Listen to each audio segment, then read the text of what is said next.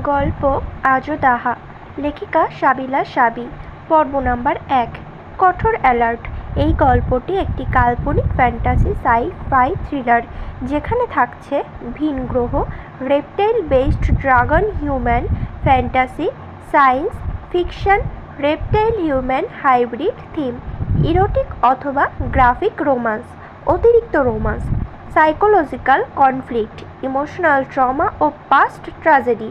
গুরুত্বপূর্ণ সতর্কতা: এই গল্পে নায়ক রেড ফ্ল্যাগ আচরণ করে। তিনি কখনো টক্সিক, কখনো অ্যাবসিউজড। গল্পে রয়েছে দারুণ ইমোশনাল, রোমান্টিক ও সাইকোলজিক্যাল ইন্টেন্স মুহূর্ত, যা সব পাঠকের জন্য আরামদায়ক নাও হতে পারে।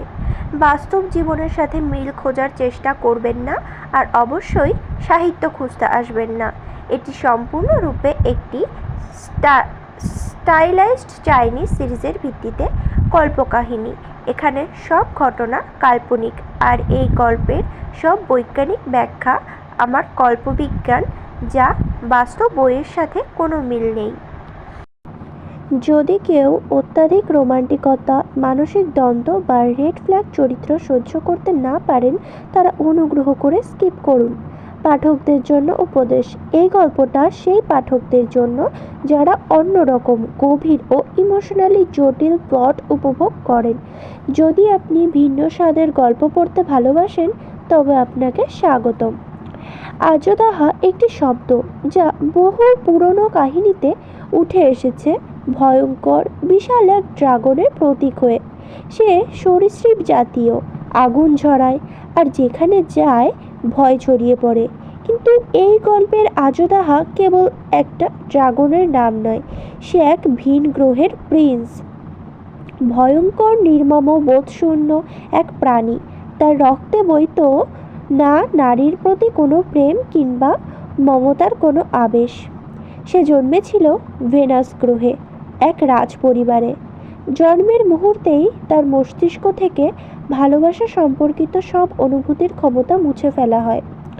অক্সিটোসিন, ডোপামিন যা ভালোবাসা জাগায়, সেই হরমোনগুলোর অস্তিত্বই তার মাঝে ছিল না। সে জানত না প্রেম কাকে বলে, নারীর চোখে চোখ রেখে হৃদয়ের ব্যাকুলতা কিভাবে প্রকাশ পায়, সেই অনুভূতির ছোঁয়াও পায়নি সে কখনো। তার সৃষ্টি যুদ্ধের জন্য, শাসনের জন্য, ধ্বংসের জন্য। ভালোবাসা ছিল তার জন্য এক নিষিদ্ধ, অজানা শব্দ। কিন্তু বিধাতা বুঝি সব পরিকল্পনা একরকম রাখেন না। এক সাধারণ মেয়ে, পৃথিবীর এক শহরের নিঃশব্দ এক কোণায় বেড়ে ওঠা এক কোমলমতি মানবীয়, তার বুকে প্রথম ছুঁয়ে দেয় অজানা অনুভব। সেই মেয়েটির কোমল হৃদয়, সরল হাসি আর স্নিগ্ধ দৃষ্টি ধীরে ধীরে আলোড়ন তোলে এই নির্মম ড্রাগনের হৃদয়ে। সেই হয়ে ওঠে তার প্রথম অনুভূতির কেন্দ্র। স্পর্শ। ভালোবাসা যেখানে একজন ড্রাগন আর মানবীর জন্য ছিল নিষিদ্ধ, সেখানে দাঁড়িয়েই এক ড্রাগন প্রিন্স সাহস করে ভালোবাসতে চায়। ভেনাসের কঠোর নিয়ম ভেঙে মহাবিশ্বে বিধানকে অমান্য করে সে যুদ্ধ করতে চায় তার ভালোবাসার জন্য। এক মানবীর জন্য সে তছনছ করে দিতে চায় গ্রহ নক্ষত্রের সব গাঁথুনি। তবুও প্রশ্ন রয়ে যায়, এই ভয়ঙ্কর প্রাণী কি পারবে ভালোবাসাকে জয় করতে, নাকি প্রকৃতি নিজেই বাধা হয়ে দাঁড়াবে? ভালোবাসা কি জিতবে, নাকি হেরে যাবে নিষ্ঠুর নিয়ম আর নিয়তির হাতে? জানতে হলে আপনাকে ডুবে যেতে হবে এক রূপকথার গল্পে, এক অসম প্রেমের গল্পে, যেখানে ভালোবাসা শুধু অনুভূতি নয়, একটা অস্তিত্ব, যে অস্তিত্ব বিলীন হয় না, হারায় না, সময়ের গহ্বরেও রয়ে যায় অম্লান। আসুন প্রবেশ করি সেই ফ্যান্টাসি জগতে, যেখানে লেখা হবে এক ড্রাগনের আর এক মানবীর ভালোবাসার ইতিহাস। এক গল্প যেটা শুধু পড়া যাবে না, মনে গেঁথে থাকবে চিরকাল। ফিওনা জানালার সাদা পর্দা সরিয়ে বাইরে তাকালো। শহর জুড়ে উৎসবের প্রস্তুতি শুরু হয়ে গেছে। রাস্তার ধারে মানুষজন বাঁশের পাত্রে করে জংজি কিনছে, চীনের ঐতিহ্যবাহী খাবার, যা ড্রাগন বোট উৎসবে খাওয়া হয়। চারপাশে ভাসছে বাঁশপাতা আর চালের মৃদু গন্ধ। ড্রাগন বোট উৎসব ফিওনার প্রিয় উৎসবগুলোর একটি। উৎসব উপলক্ষে বিশ্ববিদ্যালয় থেকে ছুটিও পড়েছে, ফলে আজকের দিনটি নিয়ে সে বেশ উচ্ছ্বসিত। ফিওনার পুরো নাম এলিসন ফিওনা, জন্ম গ্রিসের প্যাট্রা শহরে। তার বাবা এলিসন নিকোস ছিলেন গ্রিসের একজন খ্যাতনামা বিজ্ঞানী। কাজের সূত্রে একবার চীনে আসেন এবং বিয়ে করেন লিন শাও নামের এক চীনা নারীকে, যিনি ছিলেন বেইজিংয়েরই মেয়ে এবং চেন শিং নামের একজন বিশিষ্ট বিজ্ঞানীর একমাত্র কন্যা। কিন্তু ফিওনার জীবনের সুখ বেশিদিন টেকেনি। মাত্র ৮ বছর বয়সে এক ভয়াবহ দুর্ঘটনায় সে হারায় বাবা মাকে। ছোট্ট ফিওনা অলৌকিকভাবে বেঁচে গেলেও সেই দিনের স্মৃতি এখনও তাকে তাড়া করে। এরপর নানা চেন শিং এর স্নেহেই বড় হয়েছে সে। বেইজিং শহরেই কেটেছে তার শৈশব থেকে এখন পর্যন্ত সব দিন। ফিওনা এখনও জানলার পাশে দাঁড়িয়ে বাইরে তাকিয়ে আছে। বাইরে উৎসবের রঙিন আমেজ, অথচ সে বন্দি ৪ দেওয়ালের ভিতর। মনটা খারাপ হয়ে আছে।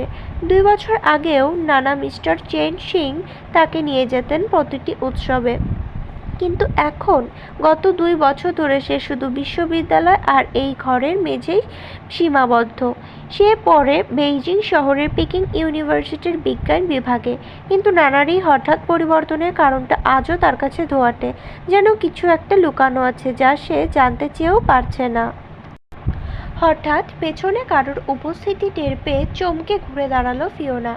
বুঝে গেল এ সময় তার রুমে একমাত্র একজনই আসতে পারেন। ওহ গ্র্যান্ডপা, তুমি কখন এলে? ফিওনা নরম কণ্ঠে বলল। মিস্টার চেন সিং দাঁড়িয়ে আছেন সাদা ল্যাব কোট পরে, নিচে পিনস্ট্রাইপ শার্ট আর ধূসর প্যান্ট, চোখে পাতলা ফ্রেমের চশমা, চেহারায় কঠোর গাম্ভীর্যতা। ফিওনা একটু কাছে গিয়ে বলল অভিমানের সুরে, গ্র্যান্ডপা, আমার বন্ধুরা সবাই বেহায় লেগে গেছে ড্রাগন বোট রেস দেখতে।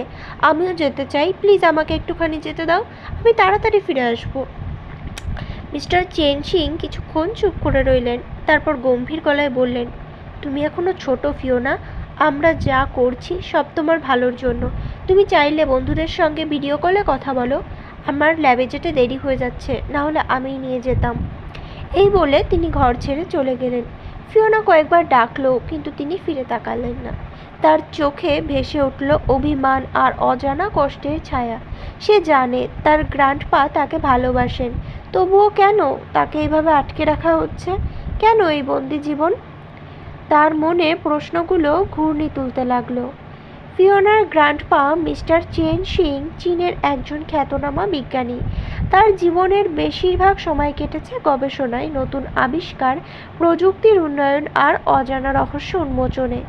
দেশ জুড়ে তার ল্যাবরেটরির নাম পরিচিত এবং শ্রদ্ধার চোখে দেখা হয়। এই বিশাল ল্যাবরেটরিটি ফিওনাদের বাড়ির পিছনে অবস্থিত। অত্যাধুনিক প্রযুক্তিতে তৈরি এই ল্যাব থেকে যেন এক রহস্যময় জগৎ, যার ভেতরে প্রবেশ একমাত্র মিস্টার চেন সিংয়ের অধিকার। প্রতিটি গল্পই গোপন, আর অধিকাংশ কাজ এতটাই স্পর্শকাতর যে তা কারো সঙ্গে ভাগ করা হয় না, এমনকি নিজের নাতনির সঙ্গেও না। ফিওনার কৌতূহল এই ল্যাব ঘিরেই। ছোটবেলা থেকেই সে ভাবত এর পেছনের লোহার দরজার ওপারে কি লুকিয়ে আছে, কিন্তু কখনোই সে ঢুকতে পারেনি। তার মনে হয় ওই গোপন ল্যাবের ভিতরে এমন কিছু ঘটছে যা একদিন তার জীবনকেও বদলে দিতে পারে। এসব ভাবতে ভাবতে সে আবার জানলার পাশে ফিরে গিয়ে বসে। বাইরে ড্রাগন বোট উৎসব চলছে, রঙিন কাগজের লণ্ঠন, ড্রাম বাজছে, মানুষ হাসছে, উল্লাস করছে, অথচ সে বসে আছে একা ঘরে। গ্র্যান্ডপা সবসময় তাকে আটকে রাখেন, যেন কোনো ভয়ের কারণে। ঠিক তখনই ফিওনার ফোনে একটা মেসেজ আসে। তার বান্ধবী লিন লিখেছে, আমি তোর বাড়ির বাইরে গাড়ি নিয়ে দাঁড়িয়ে আছি, তাড়াতাড়ি বের হয়ে আয়, সময় কম। মেসেজটা পড়েই ফিওনার বুকের ভেতরে যেন কিছু একটা জেগে ওঠে, একটা সাহস, এক ধরনের প্রতিজ্ঞা। সে মনে মনে বলে, আমি আর ছোট নই, 18 পার হয়ে গেছি, আর কদিন পর 19। 2 বছর আগেও আমি পুরো শহর চষে বেড়াতাম, এখন কেন আমি বন্দি থাকবো? তার জীবনে পরিবর্তন এসেছে বিশ্ববিদ্যালয়ে ওঠার পর থেকেই। এখন যেন সে শুধু বাসা থেকে ভার্সিটি, ভার্সিটি থেকে বাসা, এই চক্রে আটকে আছে। আজ আর না, সে এবার ঠিক করলো এই একদিনের জন্য হলেও সে নিজের মতো করে বাঁচবে। গ্র্যান্ডপার আদেশ অমান্য করেই সে বের হবে। সে ড্রাগন বোট উৎসবে যাবে।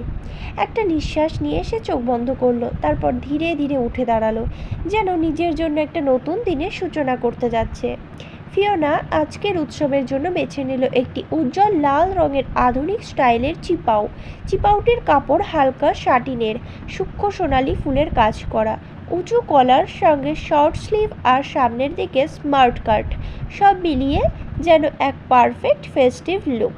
কোমরে বাঁধা সোনালি বেল্টটা তার ফিগারটাকে আরও আকর্ষণীয় করে তুলেছে। চুলগুলো খোলা না রেখে হালকা করে ব্রাশ করে পেছনে বাঁধল। সে বাঁধুনিতে সোনালি রঙের হেয়ারপিনটা গুঁজে দিল, যা সূর্যের আলোয় চকচক করছিল। তার বাদামি চুলে এই রঙের কন্ট্রাস্ট তাকে যেন আলাদা একটা লুক দিচ্ছিল, চোখে পড়ার মতো। মেকআপ খুব হালকা, চোখে একটা পাতলা আইলাইনার, পাপড়িতে মাস্কারা, ঠোঁটে হালকা গোলাপি লিপস্টিক, সব মিলিয়ে ফিওনা একদম তরুণী, আধুনিক আর আত্মবিশ্বাসী লাগছিল। নিজেকে আয়নায় দেখে তার মুখে এক ঝিলিক হাসি ফুটে উঠল। চল ফিওনা, সে নিজেকেই বলল, তুই এখন বড় হয়েছিস, নিজের সিদ্ধান্ত নিজেই নিতে পারিস। সে ধীরে পা ফেলল দরজার দিকে, কাঁধে সোনালি ছোট হ্যান্ডব্যাগ ঝুলিয়ে বেরিয়ে এলো। গেটের সামনে লিনের গাড়ি দাঁড়িয়েছিল। লিন ড্রাইভিং সিটে বসেছিল, মুখে রহস্যময় হাসি। এইদিকে তাড়াতাড়ি ওঠ, জানলার কাচ নামিয়ে লিন বলল। ফিওনা হেসে পাশে বসে পড়ল। গাড়ি রওনা দিল শহরের ব্যস্ত রাস্তা পেরিয়ে উৎসবের দিকে। ফিওনার মনটা তখন নানা প্রশ্নে ঘুরপাক খাচ্ছে। গ্র্যান্ডপা আমাকে সবসময় কেন এতটা আটকে রাখেন? কিসের এত ভয় তার? সে জানতো না আজকের এই ছোট্ট সিদ্ধান্তই তার জীবনের মোড় ঘুরিয়ে দেবে। কিছুক্ষণ পর তারা পৌঁছে গেল বেহাই লেকে। আগে থেকেই বন্ধু বান্ধবীরা ওদের জন্য অপেক্ষা করছিল। তোকে দারুণ দেখাচ্ছে ফিওনা, একজন বন্ধু বলল। ফিওনা হেসে বলল, তোদেরকেও চমৎকার লাগছে আজকে। সে লেকের ধারে দাঁড়িয়ে পড়ল। রঙিন ড্রাগন বোটগুলো সাজানো, লেকের জল রোদের আলোয় ঝকঝক করছে। আশেপাশে মানুষের কোলাহল, ঢাকের শব্দ আর আনন্দের গুঞ্জন। দেখ, রেস শুরু হতে যাচ্ছে, লিন চিৎকার করলো। সবাই উৎসাহ নিয়ে বোট রেস দেখতে লাগলো। ফিওনার বুকের ভেতর কেমন যেন এক অজানা অনুভূতি দোলা দিল। তার চোখে তখন শুধু রোদের আলোয় চিকচিক করা লেক, রঙিন ড্রাগন বোট আর এক নতুন দিনের শুরু। ড্রামের তালে তালে ড্রাগন বোটগুলো ছুটে চলল লেকের পানির ওপর। ফিওনা, লিন আর তাদের বন্ধুরা উল্লাসে চিৎকার করে উৎসাহ দিচ্ছিল।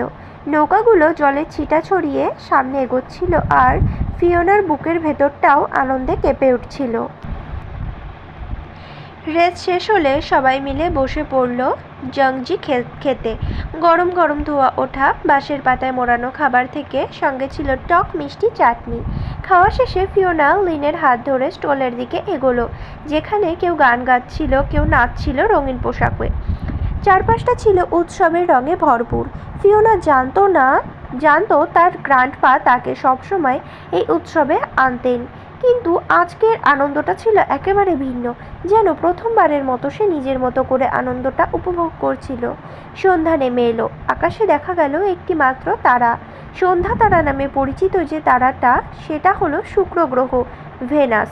ফিওনা সবসময় এর দিকে টান অনুভব করে, যেন গ্রহটা দূর আকাশ থেকে তাকে ডাকে। হঠাৎ তার চোখ পড়ল আকাশে সবুজ এক আলোর রেখা। সেই আলোক রেখাটা ছুটে আসছে সেই সন্ধ্যা তারা থেকে পৃথিবীর দিকেই। প্রথমে ভাবল কিছু না, কিন্তু কেমন যেন চেনা চেনা লাগলো। মনে পড়ল এই আলোর রেখাটা সে আগেও একবার দেখেছিল ছোটবেলায়, ঠিক যেমনটা আজ আবার ফিরে এসেছে। সে কিছুক্ষণ স্থির হয়ে দাঁড়িয়ে রইল আকাশের দিকে। আলোর রেখাটি মিলিয়ে যেতেই মনে হলো যেন কোনো স্বপ্ন থেকে জেগে উঠল সে। সেই পুরনো স্মৃতির সঙ্গে আজকের দেখা মিলে যাওয়ায় তার মনে শুরু হলো এক অজানা কৌতূহল, যেন কিছু একটা ঘটতে চলেছে তার জীবনে খুব শীঘ্রই। আজ থেকে প্রায় 10 বছর আগে, সেদিন ফিওনার জীবনে ঘটে যাওয়া সেই ভয়াবহ দুর্ঘটনার স্মৃতি যেন গতির দিক থেকে সময়ের বৃত্তে ফিরে আসছিল তার কাছে। সেদিন সন্ধ্যায় যখন ফিওনারা গাড়ি দুর্ঘটনায় পড়েছিল, তার আগের মুহূর্তগুলো আজও তার মনে একেবারে স্পষ্ট। সেই দিনও সে আকাশে দেখেছিল একই রকমের সবুজ আলোক রশ্মি। তার মনে পড়ে যায় ওই দিনেও ড্রাগন উৎসবের আয়োজন করা হয়েছিল। মূলত এই উৎসব দেখতেই ফিওনার বাবা মা আর সে একসাথে যাচ্ছিল তার গ্র্যান্ডপা মিস্টার চেন সিংয়ের বাড়িতে। চীনের জিউলং হাইল্যান্ডের রাস্তায় হঠাৎ করে তাদের গাড়িটি খারাপ হয়ে যায়। ফিওনার বাবা গাড়ি থেকে নেমে গাড়ি ঠিক করতে লাগলো, আর ফিওনার মা গাড়ির ভেতর বসে আছেন। অনেকক্ষণ অপেক্ষার পর ফিওনা অস্থির হয়ে পড়ে আর গাড়ি থেকে নেমে বাইরে দাঁড়িয়ে পড়ে। মম, দেখো ওই আকাশটাকে, শুধুমাত্র একটা তারাই জ্বলছে। ফিওনা আঙুল তুলে আকাশের দিকে দেখালো।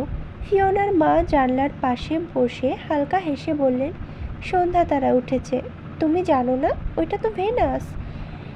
জিউলাং হাইল্যান্ডের রাস্তার পাশে তখনও তাদের গাড়িটি থেমে আছে। ফিওনার বাবা গাড়ির বনেট খুলে দাঁড়িয়ে, মুখে বিরক্তির ছাপ। এই রাস্তা তো এমনিতেই নির্জন, আবার এখন গাড়ি খারাপ। দ্রুত ঠিক না করলে ড্রাগন ফেস্টিভ্যাল মিস করব। তিনি একবার গাড়ির নিচে তাকে আবার উঠে বললেন। ফিওনা তখন আকাশের চারপাশে তাকিয়ে আকাশের সেই গোধূলি রূপ দেখতে থাকে। পাহাড়ের ঢালে পড়ে থাকা গাছপালার মধ্যে বাতাসের হালকা ছোঁয়া। আকাশের দিকে তাকিয়ে হঠাৎই তার চোখে পড়ে একটা সবুজ আলোর রেখা। তীরের মতোই যেন আকাশ চিরে আলো ছুটে আসছে তাদের দিকে। এক মুহূর্তের জন্য সময় থেমে যায়। ফিওনার চোখ ছানা বড়া। ড্যাড, মম, আকাশে ওটা কি? ফিওনার বাবা উঠে দাঁড়ান, তাকান আকাশের দিকে। কই, আমি তো কিছু দেখছি না। মা জানলার কাছে ঠেস দিয়ে বলেন, সবুজ আলোক রেখা। ফিওনা, ভিতরে বসো, বাইরে ঠান্ডা বাতাস। বাবার কণ্ঠটা কানে ভেসে এলো, কিন্তু ফিওনার মন তখন আকাশে। সে তখনও তাকিয়েছিল সেই সবুজ আলোটার দিকে, যেটা ঠিক ভেনাস তারার কাছ থেকে নেমে আসছিল পৃথিবীর দিকে। এক ধরনের রহস্যময় দীপ্তি ছিল রশ্মিটাতে, যেন ওটা কোনো ইশারা। হঠাৎই আলোটা মিলিয়ে গেল, যেন কিছুই ছিল না। চারপাশে অন্ধকার নেমে এলো, আর তার বুকের মধ্যে এক ধরনের শূন্যতা জমে উঠল। ফিওনা, এবার বাবার গলায় তাড়াহুড়ো। সে ফিরে তাকালো। বাবা তখন গাড়ির দরজা খুলে বলছেন, চলো, দেরি হয়ে যাচ্ছে। ফিওনা ধীরে ধীরে গাড়িতে উঠে বসলো। মা তখন এক হাত দিয়ে তাকে জড়িয়ে ধরলেন, অন্য হাতে তার মাথায় হাত বুলিয়ে বললেন, সব ঠিক আছে মামুনি, ভয় পাচ্ছ নাকি তুমি? গাড়ি চলতে শুরু করলো। বাইরে ঘন অন্ধকার, পাহাড়ি রাস্তা, কুয়াশা ধীরে ধীরে জমে উঠেছে। বাবার মুখে উদ্বেগ স্পষ্ট। গাড়িটা ঠিকভাবে চলছে না, বাবা অস্পষ্ট স্বরে বললেন। স্টিয়ারিং টানছে। হঠাৎই সামনের দিক থেকে একটা তীব্র আলো ভেসে এলো। বাবা হঠাৎ চিৎকার করে উঠলেন, ঈশ্বর, ব্রেক কাজ করছে না। সব কিছু খুব দ্রুত ঘটল। ফিওনা, চোখ বন্ধ করো। মা তাকে বুকের মধ্যে চেপে ধরলেন। একটা বিকট শব্দ হলো। গাড়ি নিয়ন্ত্রণ হারিয়ে পাহাড়ি রাস্তা থেকে ছিটকে গেল। প্রচণ্ড ধাক্কা। শব্দটা কানের পর্দা ফাটিয়ে দিল। চারপাশ ঘোলা হয়ে গেল, শুধু ভাঙা কাচের শব্দ, চিৎকার, আর তারপর প্রগাঢ় নীরবতা। গায়ে তীব্র আঘাত, আর তারপর শুধু অন্ধকার। তারপর অনেক পরে হাসপাতালের সাদা আলো আর অ্যাম্বুলেন্সের শব্দে মাঝে ধীরে ধীরে তার জ্ঞান ফিরেছিল। পাশে তার গ্র্যান্ডপা ছিলেন, মুখে কষ্ট লুকানোর চেষ্টা, কিন্তু চোখে অসীম ব্যথা। তার বাবা মা আর নেই, এই সত্যটা বুঝে উঠতেই তার বুকের মধ্যে ফাটল ধরল। মম, ড্যাড। ফিওনা কেঁদে উঠতে চাইল, কিন্তু গলার স্বর বের হলো না। তার নিঃশ্বাস বন্ধ হয়ে আসছিল, মাথা ঘুরছিল, শরীর রক্তে ভিজে গেছে। মম, মম, পুনরায় ফিসফিস করে ডাকে সে। কোনো সাড়া নেই মায়ের। ফিওনার বুকের ওপর তখনও কাচের টুকরো, কপাল বেয়ে রক্ত ঝরছে, শ্বাস নিতে কষ্ট হচ্ছে, শরীর ব্যথায় অবশ হয়ে আসছে। তাদের হারানোর শোক, সেই ভয়াবহ দুর্ঘটনার স্মৃতি, আর তার জীবনের গহীন কোনো অজানা রহস্য, সব কিছু মিলেমিশে যেন ফিওনার জীবনকে এক নতুন গতিপথে ছুঁড়ে ফেলে দিয়েছিল। সে আর আগের মতো স্বাভাবিক কোনো মেয়ে ছিল না। চোখের সবসময় একটা অনির্বাচনীয় ভয়, হৃদয়ে এক চাপা কষ্ট, আর মন জুড়ে এক অমীমাংসিত প্রশ্ন, সেই সবুজ আলোটা কী ছিল? আজও সেই রহস্য তাকে তাড়া করে ফেরে। প্রতিটা সন্ধ্যায় যখন আকাশে তারা জ্বলে ওঠে কিংবা কোনো উজ্জ্বল আলোর রেখা চোখে পড়ে, ফিওনার বুক ধকধক করে ওঠে। হয়তো সেই সবুজ আলো সেদিনের ঘটনার একমাত্র সাক্ষী, হয়তো সেটা কোনো দৈব মুহূর্ত ছিল, অথবা তার জীবনের সঙ্গে জড়িয়ে থাকা এমন এক সত্য যা জানাটা তার জন্য জীবন মরণ প্রশ্ন হয়ে দাঁড়াবে। আর সে জানে একদিন, একদিন না একদিন সেই আলো আবার ফিরে আসবে, আর তখনই হয়তো ফিওনার সামনে খুলে যাবে এক ভয়ঙ্কর রহস্যের দরজা। বর্তমান। ফিওনা চোখ বন্ধ করে আবার সেই মুহূর্তগুলো টের পায়। বুকটা কেঁপে ওঠে। এখনও কান পাতলে মনে হয় মা চিৎকার করে বলছেন, ফিওনা, চোখ বন্ধ করো। সেই সবুজ রশ্মির রহস্য আর সেই মুহূর্তের মৃত্যু ভয় সব কিছুই যেন আজও ওর ভিতর জীবন্ত হয়ে আছে। লোকের এই উৎসবের মৃদু কোলাহল থেকে ছিন্ন হয়ে ফিওনা যেন হারিয়ে গিয়েছিল স্মৃতির অরণ্যে, আটকে পড়েছিল তার অতীতের তীব্র বেদনার মধ্যে। হঠাৎ লিনের কণ্ঠস্বর বাস্তবের জমিনে তাকে ফিরিয়ে আনে। ফিওনা, তুই এতক্ষণ কি ভাবছিলি এত গভীরভাবে? লিনের উদ্বিগ্ন চোখ যেন ফিওনার অন্তরের ভাঙা আয়নার টুকরোগুলো ছুঁয়ে দেখতে চাইছিল। ফিওনা কিছুক্ষণ চুপ করে রইল। মুখে কোনো শব্দ নেই, চোখে বিস্ময় আর হৃদয়ে এক কুয়াশা মাখা ভার। সে জানে লিন তার আপনজন, তার বেস্ট ফ্রেন্ড, তার অনুভব বোঝে, ভালোবাসে তাকে। তবুও এই যন্ত্রণার কথা কিভাবে বলবে সে? কিভাবে বোঝাবে এত গভীর কষ্ট? শেষে শুধু বলল, আমার এখনই বাড়ি ফিরে যাওয়া উচিত। তার কণ্ঠে ছিল অস্থিরতা আর চাপা ভয়। লিন উদ্বিগ্ন হয়ে বলে, কিন্তু ফিওনা, কিছুক্ষণ থাক, আরও একটু রেস্ট নে, হয়তো একটু বসে থাকলে তোর ভালো লাগবে। তার চোখে ছিল মৃদু আশা, বন্ধুর জন্য এক নীরব প্রার্থনা। কিন্তু ফিওনার মনে তখন শুধু একটাই আকাঙ্ক্ষা, বাড়ি ফিরতে হবে, সব কিছু থেকে দূরে যেতে হবে। সে চুপচাপ উঠে দাঁড়ালো, কিছু না বলেই ধীরে ধীরে হাঁটা শুরু করলো। লিন চাইলেই তাকে আটকাতে পারত, কিন্তু সে জানে ফিওনার এই যন্ত্রণা বাইরের কেউ ছুঁতে পারবে না। এই একাকিত্ব, এই অতীতের দুঃসহ ভার, এটা ফিওনার একান্ত নিজস্ব। তবে কি এই কষ্ট কোনোদিনও ফুরোবে না? ফিওনার মনে প্রশ্ন ঢেউ উঠেছিল। লেকের শান্ত অথচ রহস্যময় পরিবেশ থেকে বের হয়ে যাওয়ার সময়ও তার মন উকি দিচ্ছিল সেই পুরনো স্মৃতির করুণ অধ্যায়ে। সবুজ আলো, দুর্ঘটনা, বাবা মায়ের মৃত্যু সব যেন একত্রিত হয়ে তার মনে এক বিভীষিকাময় চিত্র আঁকছিল। বাসে উঠে জানলার পাশে বসে সে বাইরে তাকিয়ে থাকে। ধূসর রাস্তা, নিস্তব্ধতা, যেন চারপাশে শূন্যতায় ছড়িয়ে আছে। সেই আকর্ষণীয় সবুজ রশ্মির ঝলকটাও এখন আকাশে নেই। হয়তো তা শুধু অতীতেই আটকে আছে। আজকের রাস্তাটা যেন শেষই হচ্ছে না। কেন এত ধীরে চলছে সব কিছু? মনে মনে সে ভাবল। হৃদয়ের ভিতরে অস্থিরতা আরও ঘনীভূত হচ্ছিল। তার ভিতরের প্রশ্নগুলো ছটফট করতে লাগলো। বাড়িতে গিয়ে কি বলবো, কিভাবে বোঝাবো নিজের মনকে? সে জানে সেই গভীর ক্ষত এখনও রক্তাক্ত, আর হয়তো কখনোই শুকোবে না। জানলার কাছে মাথা ঠেকিয়ে সে চোখ বন্ধ করে দিল। চোখের সামনে ভেসে উঠল বাবা মায়ের হাসিমাখা মুখ। একটা সময় ছিল যখন সে এই পৃথিবীর সবচেয়ে সুখী মেয়ে ছিল, আর সেই সময়টাই আজ নেই।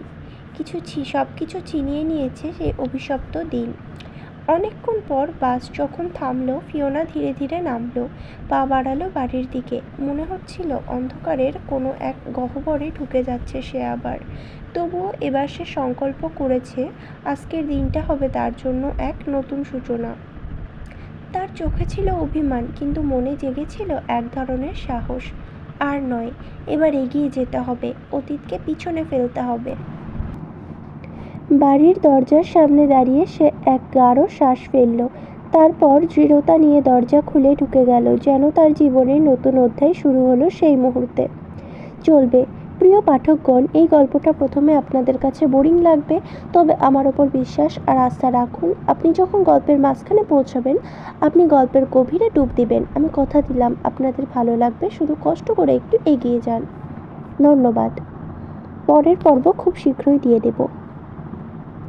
ভালো লাগলে একটি লাইক করে দেবেন। ধন্যবাদ।